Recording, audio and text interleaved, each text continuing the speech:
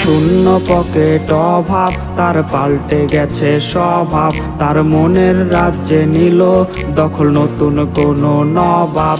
আমার ভীষণ কষ্ট হয়, আহা সে তো আমার নয়। ওরে করলো রে সে এক, হায়রে নিখুঁত অভিনয়। আমার পুরুষে পুরুক বুক, তুই কুড়ারে তোর সুখ। তবু মরার আগেও আমি দেখবো না রে তোর মুখ। আমার মৃত আত্মাটা তোরে ডাকবে একদিন খুব।